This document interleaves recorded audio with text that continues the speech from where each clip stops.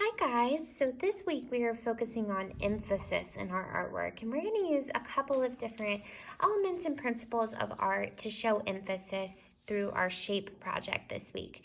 So you will need a couple of materials for this project to get started.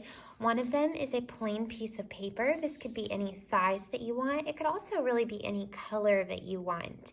Keep in mind, if you're going to go in with some color later, if that's part of your artistic plan, you might want to choose a white paper as your base. Second off, you will need a glue stick or some liquid glue of some kind. I like glue sticks for this project just because it's really quick and it's not quite as messy. You will also need some tin foil from your kitchen. Hopefully you have some tin foil at home that you could use. If you don't have any tin foil, of course you could provide the emphasis through your shapes with a colored piece of paper or just a different material than your base paper. So you could do like magazine pages or old newspaper or something like that for your shapes rather than foil. If you do have tin foil at home, I've gone ahead and cut out some different shapes that I want.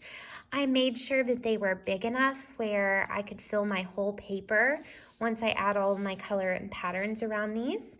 And I also chose, you'll notice, two geometric shapes, a triangle and a square. And then I also chose a freeform or organic shape for myself. So I kind of cut it into whatever I wanted it to be.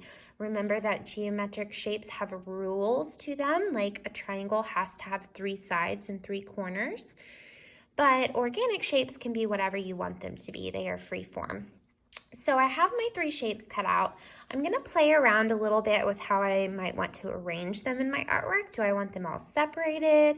Do I want them sort of grouped together and overlapping? That's up to you. Remember that how you place your the main subject of your artwork is going to determine your emphasis as well.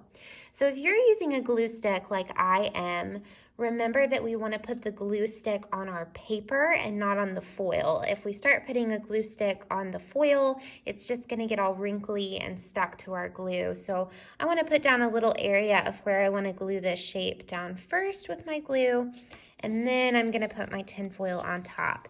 Be sure that when you are cutting out your tin foil, you're being extra safe with your scissors and also with the way that you're holding the tin foil, because let me tell you, and this has happened to me before, a paper cut with tin foil is the worst thing ever. So be sure that you are being super safe with your cutting of this material. And I like to put the shiny side up because this will attract our eye. It's such a different material that's going to provide some emphasis for us in our artwork this week. It's just using a different material for our shapes. So last shape I'm going to glue down. And then we're going to go in with a black marker and we're gonna start adding patterns around these tinfoil shapes. So I have a permanent marker here.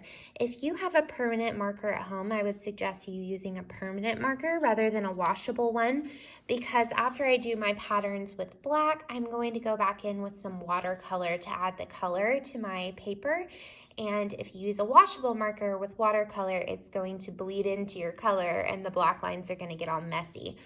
So if you also want to use a wet media like paint after you do your marker, make sure that your marker is a permanent marker, okay? So the patterns around your shapes, remember that a pattern is anything that repeats itself over and over.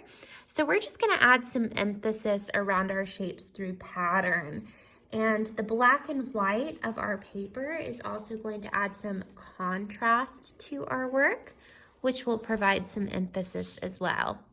So I'm giving myself like a little border around my shapes that I want to keep my pattern in.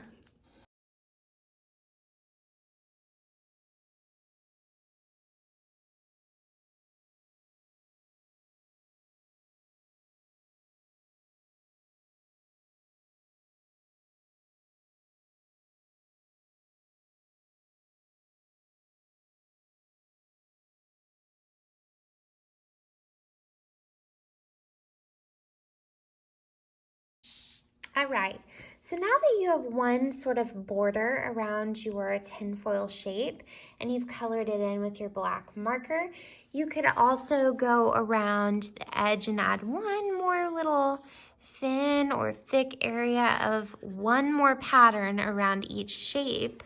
Or you can leave it with just one patterned border around the outside. So I might go in and make this one like a stripe pattern. And then once I'm all the way done with my permanent marker work in black and white, that's adding that contrast that's going to help us with our emphasis. Then I'm going to go in and start adding color to the rest of my artwork. So the contrast between these shapes being surrounded with black and white and then the rest being color is going to help us with our emphasis. And it's going to add some interest to our background. So remember, it's part of our goal as good craftsmen to fill our entire space of our paper. So when you're cutting your shapes, don't make them tiny, tiny. Make them big enough to fill your space, or you're going to have a lot of background work to do before you're finished with this project. So it saves you a little time if you make the main focus of your project nice and large to begin with. So once I'm done with this second little area, I'm ready for color. Now you can do the colored area of your background in a lot of different ways. You could do kind of an abstract background.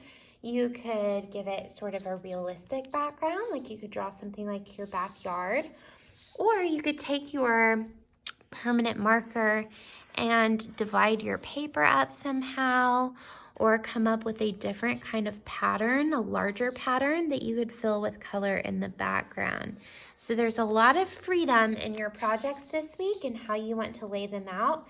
But remember, step one is cutting out foil or some sort of different material from our background shapes and gluing those down. Then giving them a black and white border of some sort of pattern around the outside of our shapes. And then you can go into the background and add as much color as you wish with paint, with colored pencils, crayons, markers, whatever you have on hand. So we can't wait to see how great your tinfoil emphasis shape art turns out this week and how you bring emphasis to your artwork. Is it going to be through detail, contrast, size, color, placement? It is up to you. We can't wait to see your artwork. Have fun. Bye.